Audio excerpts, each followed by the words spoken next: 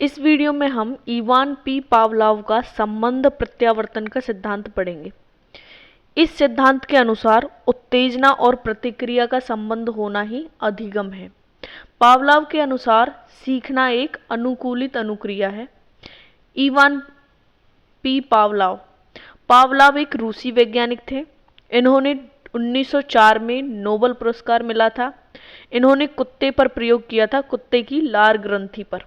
इन्होंने पाचन क्रिया पर शोध किया। इन्हें अनुबंध का जनक भी कहा जाता है। इन्होंने चिंतन पर आधारित प्रयोग किया था। अनुक्रिया द्वारा उद्दीपक को प्राप्त करना अनुबंधन कहलाता है।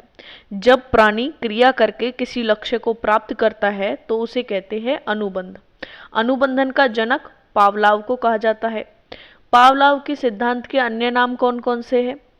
संबंध प्रत्यावर्तन का सिद्धांत पावलोव ने दिया है। शास्त्रीय अनुबंधन का सिद्धांत, क्लासिकल सिद्धांत, अनुकूलित अनुक्रिया का सिद्धांत, अनुबंधित अनुक्रिया का सिद्धांत, संबंध सहज क्रिया का सिद्धांत और एस प्रकार का सिद्धांत।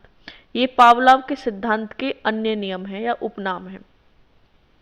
इन्होंने प्रयोग किया है कुत्ते की लार ग्रंथि पर, यानी कुत्ते पर। उन्होंने कुत्ते को भोजन देने से पहले कुछ दिन तक घंटी बजाई और फिर भोजन दिया। उसके बाद उन्होंने भोजन न देकर केवल घंटी बजाई, तब भी कुत्ते के मुंह से लार टपकने लगी। इसका कारण यह था कि कुत्ते ने घंटी बजाने से यह सीख लिया था कि अब उसे भोजन मिलेगा। इन्होंने सबसे पहले कुत्ते को पहले घंटी बजाई, फिर भोजन दिया, फिर घंटी बजाई और भोजन नहीं दिया, लेकिन कुत्ते के मुंह से तब भी लार टपक रही थी क्योंकि कुत्ते को लग रहा था कि उसे अब भोजन मिलेगा। घंटी के प्रति कुत्ते की इस प्रतिक्रिया को पावलोव ने संबंध सहज क्रिया की संज्ञा दी है। इस प्रकार क्या है? भोजन स्वाभाविक उद्दीपक है और भोजन को देखकर लार निकलना ये स्वाभाविक प्रतिक्रिया है।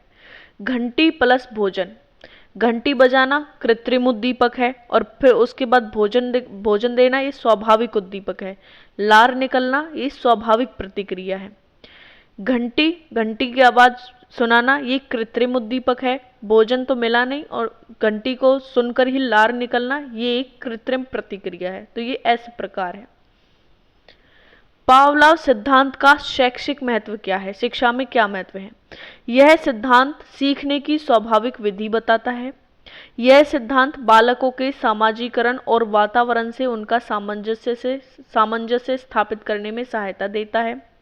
इस सिद्धांत के माध्यम से बालकों में बुरी आदतों को दूर किया जा सकता है। इस सिद्धांत के प्रयोग से भय संबंधी रोगों का उपचार किया जा सकता है।